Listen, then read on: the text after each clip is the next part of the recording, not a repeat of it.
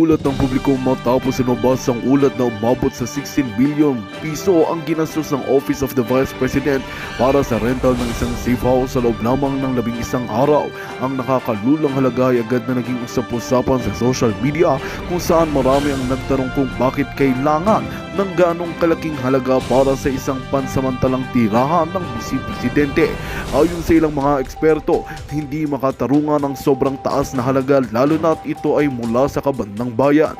Nais ng taong bayan na magkaroon ng malinaw na paliwanag mula sa tanggapan ng Bise Presidente kung paano at saan napunta ang 16 million na kanilang gastusin para sa safe house. May ilang grupo na nagsusulong ng masusing imbestigasyon upang malaman kung mayroong katiwalian o maling paggamit ng pondo. Sa gitna ng mga tanong at kritisismo, iginiit ng OVP na lahat ng kanilang transaksyon ay dumaan sa tamang proseso at nakantabay sa mga umiiral na batas at regulasyon. Sa kabila nito, patuloy ang panggigigil ng ilang sektor ng lipunan na naniniwalang ang ganitong kalaking gastos ay isang malinaw na halimbawa ng hindi wais sa paggastos ng pera ng bayan. Patuloy ang panawagan ng mas malalim na pagsusuri sa isyong ito at inaasahan ng mga mamamayan na makakakuha sila ng sapat na kasalugutan mula sa pamahalaan. At yan nga ang balitang ating pakakatutukan. Ngunit bagong lahat, siguraduhin mag-subscribe at ihitang notification bell para sa patuloy na pagtutok sa mga silap ng bagong balita sa tunay na boses ng MASA.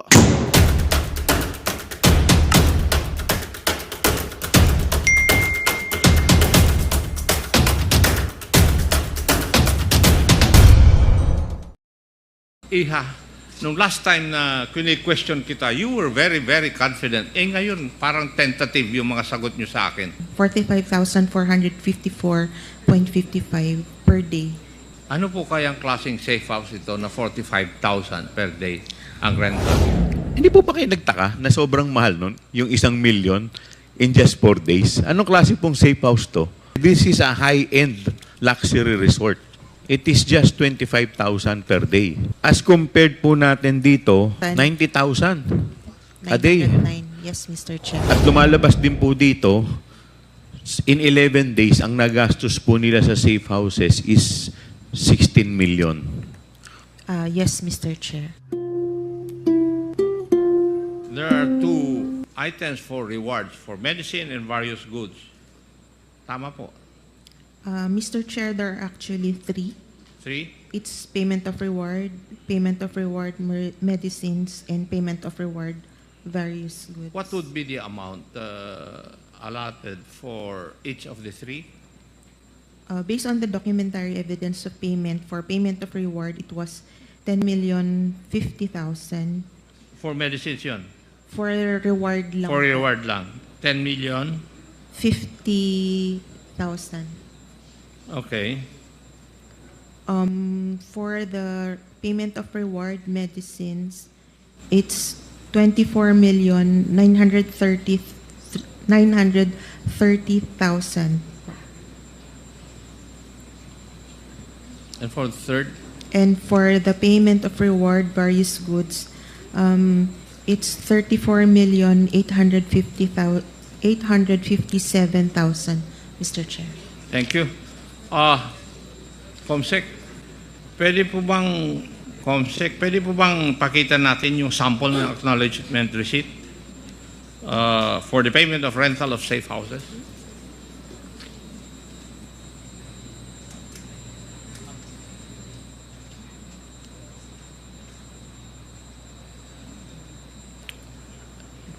Nakikita nyo, Attorney Camora, yung sample o yung actual acknowledgement receipt na sinabit ng OVP with the names, shall we say, not shown because of confidentiality. Tama po ba ito? Yes, Mr. Chair. Is there an acknowledgement receipt which acknowledge the amount of 500,000 pesos for the payment of rental of safe house? I will check, Your Honor.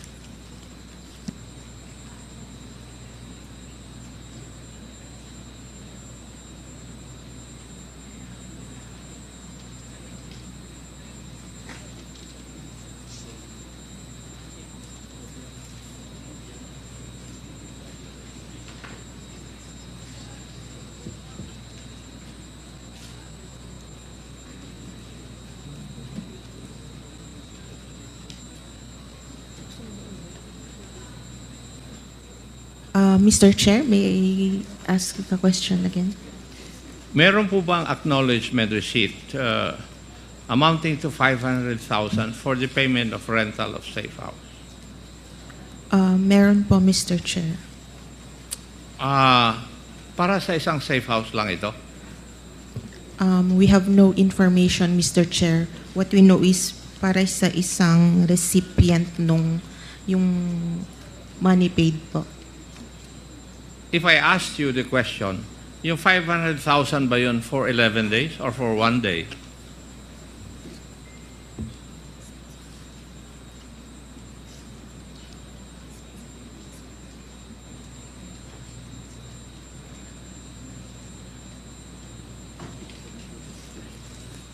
Yes, Mr. Chair. Ano po ang yes? 1 day or 11 days? Since the accomplishment report says December 21 to 31, we think it's 11 days. For 11 days? Yes, Mr. Chair. For a single safe house? We have no information on how many safe houses that 500,000 was spent on, Mr. Chair. Sabi nyo kanina, rental of safe houses in the amount of 16M with 34 acknowledgement receipts. Is it logical for me to conclude na 34 safe houses ito? Mr. Chair, it just means that 34 people were paid for rental supplies, but we have Hindi, no... rental of safe houses. Hindi po rental of supplies. Sorry, Mr. Chair. Bakit? Pardon. Para bang iha, nung last time na question kita, you were very, very confident. Eh ngayon, parang tentative yung mga sagot nyo sa akin. May know why? Nung last time, very, very confident kang sumasagot sa aking mga katanungan. Eh ngayon, very tentative ka and very, very careful ang pagsagot mo sa akin. May know the reason why? There's no reason, Mr. Chair. There's no change? Eh, hindi mo Yes. mapapansin yun. Ako ang nakakapansin kasi ako ang nagtanong sa iyo last time. At ako pa rin ang nagtatanong sa iyo ngayon. And I noticed that change. Now, yung 34 acknowledgement receipts given by 34 persons, hindi ba nangangulugan yung 34 na safe houses yon? Yes, sir. There's information that one receipt may pertain to one safe house. Safe house, okay. So, if I asked you, yung receipt na amounting to 500,000 for the payment of rental of safe house, would it be logical for me to conclude that this is for one safe house for 11 days? Yes, Mr. Chair. Para sa 11 days, yung 500,000 para sa isang safe house. Yes, Mr. Chair. Now, if I asked you, how much would that be per day para sa isang safe house? Mr. Chair, it would amount to 45,000 something. 45,454.55 per day. 45,000 Yes, Mr. Chair. per day. Ano po kayang klaseng safe house ito na 45,000 per day ang rental? Samantalang yung mga ibang magagandang lugar, eh, mas mura pa kaysa rito sa 45,000. Could you give us an idea of that? Mr. Chair, we do not have information on the safe houses. What do you say? You do not have any information about the safe houses? Since you were asking po, Hindi nyo alam kung high class na safe house? no information, Mr. You Chair. do not. Eh kasi nakapagtataka lang po na ang safe house per day would be rented with 45,000 for one safe house. Di po ba? Hindi kayo nagtataka? Yes, Mr. Chair, but since they have submitted the liquidation reports po. So, as long as an agency would submit yung mga receipts or acknowledgement receipts in their liquidation of the amount, wala na po kayong, you do not have the, shall we say, the wherewithal or the jurisdiction to find out whether the expenditures are reasonable or true? Are you trying to tell us that? It's more on the submission of the... It's more on compliance Yes, with the Mr. requirement. Chair. Yun lang. Yes, Mr. Chair. And you are supposed to be the guardian of the use of public funds. Mr. Chair, one of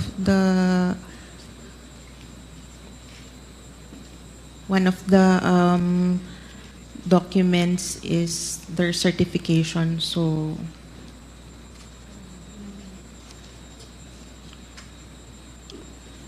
So, yun, that is enough.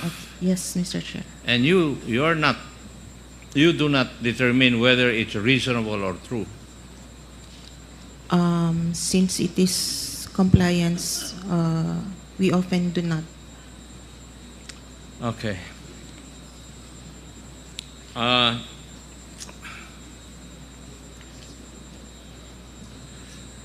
Yung pong pag-comply ng Office of the Vice President, as you have stated a while ago, in accordance doon sa joint circular,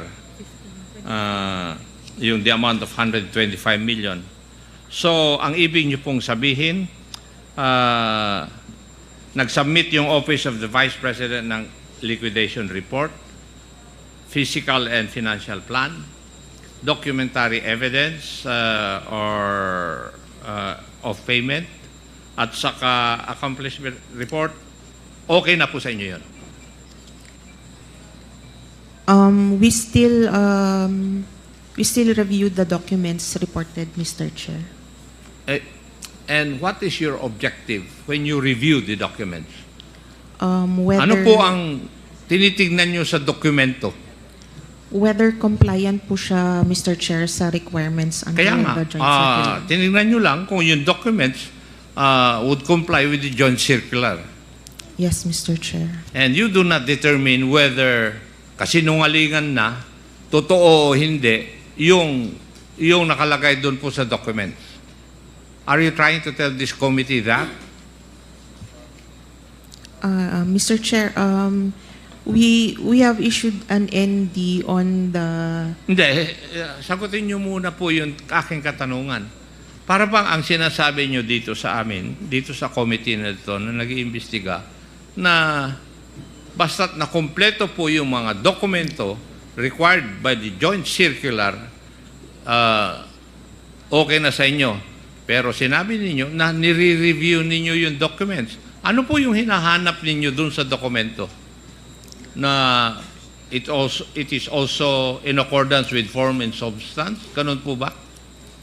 Yes, Mr. Chair, since And- prescribed din po sa joint circular ang Yes. forms.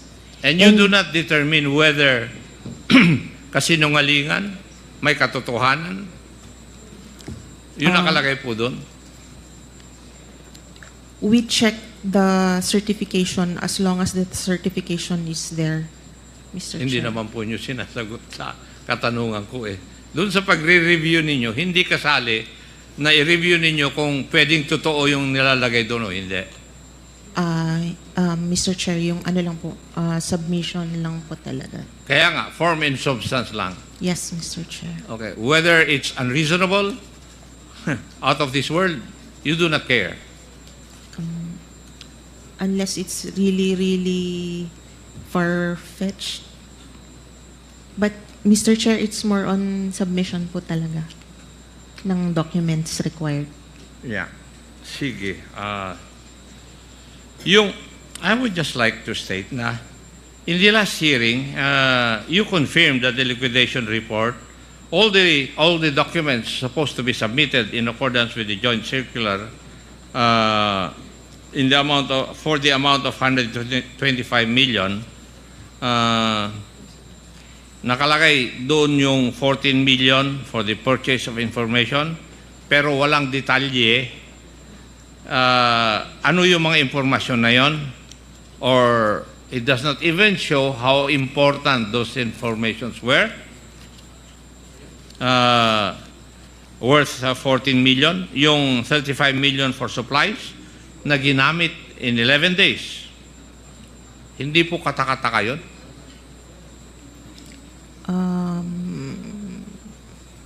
Mr. Chair, 35 million for supplies in 11 days. Hindi po kayo nagtaka doon? as long as they submitted po the Wala nga mangyayari sa atin. acknowledgement receipts. So long as they submit the acknowledgement receipts. Yes, Mr. Chair. Okay. Further, Mr. Chair, yung accomplishment report, it does not require further details po. And it is the only form under the joint circular. Okay. Hindi ko Which na they po are required. tinatong. Kasi kung ganito po yung inyong patakaran, wala nga po kayong mababantayan. Di po ba? Mr. Chair, kaya po meron po silang certification yung head of agency. Pero may certification na, but you do not even determine whether the contents of the certification are reasonable or not. Whether they are true or not, you do not determine that. Yes, Mr. Chair, given the Yes. nature of the fund po. Yeah. Kagaya ng 40 million for medical and food aid, ilang kayang informant ang ginamot at binigyan ng gamot? In 11 days. 35 million. Hindi po kayo nagtataka? For supplies po, Yes. Hindi po ba? Ang there report were nyo kanina 69 for recipients. medical and food aid, 40 million. Di po ba? Yes, Mr. Chair. Yes. And for 11 days to be spent for medicine, medical aid. Hindi kayo nagtataka? Paano na-spend yun in 11 days? 5 of which are holidays. Mr. Chair, given the nature of the fund, that it's confidential. Doon po so, kayo bumabalik doon sa nature of the fund palagi eh. Yun otherwise, ang napapansin Mr. ko Chair, na doon kayo nagko-cover. Pero definitely, your job is to see to it that public funds are spent properly. I asked you that. Yes, Mr. Chair. Yes. Now, may I ask you, personally, are you safeguarding the expenditure of public funds insofar as your job is concerned? I would like to think so, sir. Yes. You would like to think so. Okay. Wala nga tayong kuwan mangyayari. In other words, we can, or the COA relies only on the documentary evidence of payment. Mainly. Tama po. Yes, Mr. Chair. Yun lang ang pasihan ninyo. Yes, Mr. And Chair. yung documentary evidence of payment, whether it is a lie, a truth, reasonable or unreasonable, you do not care. That is what you're trying to tell us. It is, since it's just compliance, sir. Kaya nga. In other words, para pang ang sinasabi nyo sa akin, I do not know how my other colleagues would take that, pero parang ministerial na lang yung trabaho nyo pala. If we read through the Yes. joint circular. That is sir, what you're yes. trying to tell me. Okay? Ministerial lang pala yung trabaho ninyo. Masarap na trabaho yan, ah. Di po ba?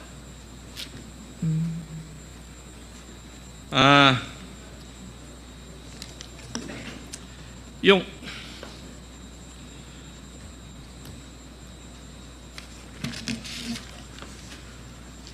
pagtignan natin ang liquidation report, ang nakalagay lang dito ay ginastos ng Office of the Vice President the amount of 125 million from December 21 to 31, 2022, or 11 days.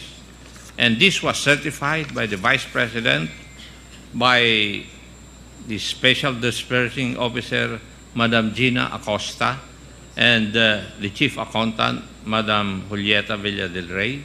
Would that be correct? Yes, Mr. Chair.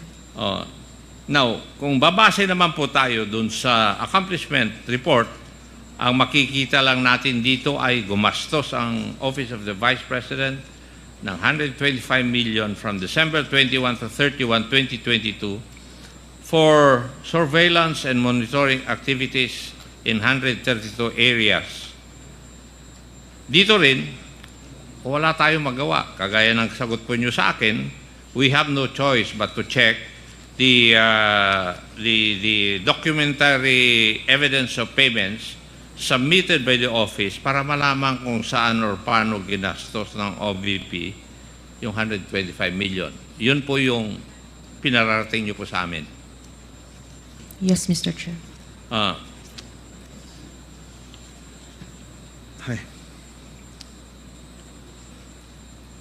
So, yung titignan po natin talaga is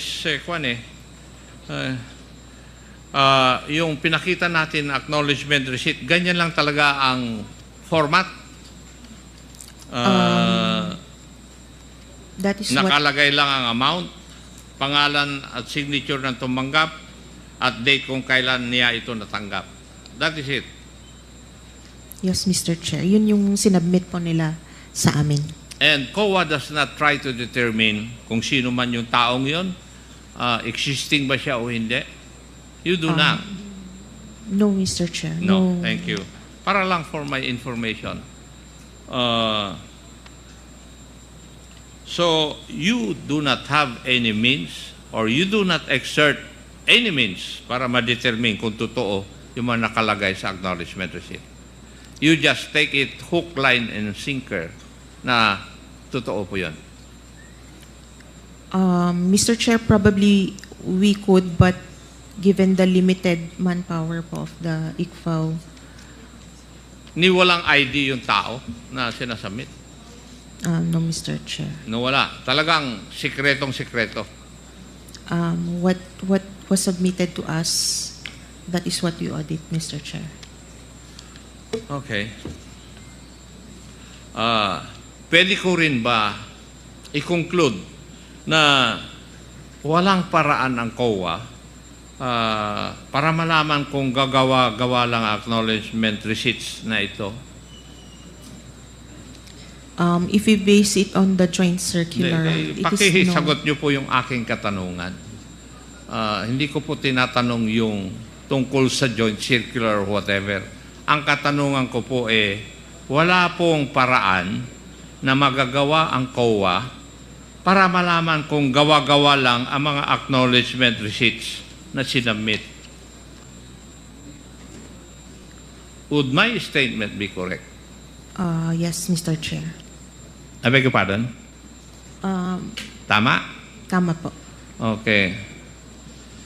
Sa madaling salita, kahit na sabihin natin hindi naman talaga natanggap ng isang tao yung amount of 500,000 for the payment of the safe houses, kagaya na nakalagay kanina, hindi talaga sinusuri ng COA ito. Talagang hindi kasama sa inyong job description na suriin ito. In spite of the fact na sinabi nyo kanina na nire-review nyo naman yung mga dokumentong ito. Tama? Yes, Mr. Chair. Yes. Actually, hindi ito ang aking pinagkakabahala Kung tutuusin natin, at least, kung nakalagay dyan, Juan de la Cruz ang full name, pero may nakikita akong acknowledgement receipt sa mga sinabmit po ninyo na initials lang ang nakalagay. Instead na, for example, Juan de la Cruz, J. Cruz lang ang nakalagay na tumanggap ng amount of 500,000 for the payment of safe houses mula sa Office of the Vice President. kung ganitong proof lang ang papasa na sa COA, wala na talaga kayong paraan para matanong yung taong tumanggap ng pera. Di po ba? Yes, Mr. Chair. It is really yung pag sa Intel and Confi Fund po, there's no verification. Also, even if we have means right now, yung manpower po ng ICFAO cannot handle if alone itong si OVP, we cannot verify all those people, and we audit all confidential and intelligence funds for the whole country. So, hindi po kaya for now, Mr. Chair. You did not find it, shall we say, unusual for an amount or the amount of 125 million ay magamit po sa 11 days? Well, personally, malaki nga po siya, but Hindi. Personally, sinabi mo. yes po. Personally, you find it unusual? It could be na medyo malaki nga po yung amount. And hindi mo, wala kang ginawa? Since You they've found it unusual and yet wala kang ginawa? Since they've submitted all the requirements under the joint circular, Tama na. okay na po, Mr. Chair. Thank you, Mr. Chair. Marami pong salamat, Madam Kawa. Thank you, Mr. Chair. Congressman Akop. Ako po yung susunod na magtatanong. Susundutin ko lang po yung line of questioning ni Congressman Akop. Attorney Camora, pasensya na po kayo. Kayo po uli ang matatanong ko po. Batay po dun sa Joint Circular number 2015-01, ang isa po sa mga requirement po para sa liquidation po ng Confi Fund ay yung tinatawag po nating accomplishment report. Tama po ba? Yes, Mr. Chair. Okay. Pwede po bang pakita po dito yung accomplishment report sa ating TV? Yan, ito po. Yan po yung ito po yung accomplishment report. So ang laman po ng accomplishment report, makikita po natin dito, nakalagay po dyan yung period covered. Yan po. Ito po, ibig sabihin po nito, ito yung araw o buwan na covered kung saan ginastos itong mga itong surveillance and monitoring. Tama po ba? Tama po, Mr. Okay. Chair. So dito naman sa actual outcome o accomplishment, nakalagay po dito yung mga dahilan kung ano po, saan po ginamit yung pera. Tama po ba? Tama po, Mr. Chair. Okay. At doon naman sa amount utilized, ibig sabihin, ito po kung breakdown nung amount, kung paano po ginamit o kung saan ginamit. Tama po ba? Tama po, Mr. Chair. At syempre, nandito po sa baba niyan, yung special disbursing officer at saka po yung nag-approve. Tama po ba? So yan ang, bali yan ang laman ng accomplishment report. Tama po ba? Tama po, Mr. Chair. Okay. So base po dito, dito po makikita po natin yung sa letter C, rental of other incidental expenses relative to the maintenance of safe houses. Dito po sa rental ng safe houses ng OVP, hindi po ito nagre-refer sa long-term lease. Tama ba? Hindi po, sir. We have no way of knowing. Tama po Yes ba? po. Okay. Basta't ang itong list na to naka-pertain lang doon sa period covered, which is yung December 21 to December 31. Tama po ba? Yes, Mr. Chair. So, ibig sabihin, ito nakalagay po dyan na 16 million, ito lang po yung covered niya. Yung December 21 up to December 31. Yes, Mr. Chair. Okay. Yun yung time po na... Yun yung time payment- na ginastos yung itong payment. 16 million. Yes, Mr. Okay po? Chair. Yes, Mr. Okay. Chair.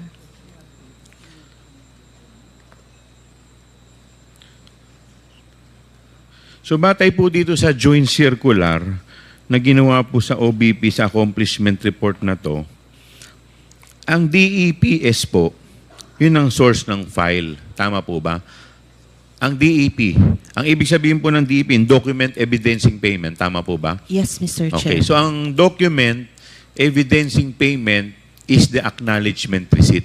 Yes, Mr. Chair. So wala na pong iba. So wala po dyan yung contract of lease. Wala po, Mr. Wala Chair. po. So talagang pinaka-ebidensya lang niya na tinatawag natin is yung acknowledgement receipt na yung tao o kumpanya ay nakatanggap ng ganitong amount base po sa bayad. Tama po ba? Yes, Mr. Chair. Tama Okay, po. tama. So sa madaling salita, dito po sa 125 million na rent na confidential fund, lahat po yan, ang pinaka-ebidensya lang niya is acknowledgement receipt. Regardless, kay food, kay rentals, kay reward, lahat po yan pare-parehas lang yung ebidensya. Yes, Mr. Which is Chair. acknowledgement receipt. Tama po ba? Tama po, Mr. Chair. Okay, walang OR, wala lahat. Wala po, Mr. Okay. Chair. Tama. Now, punta po tayo dito sa rental.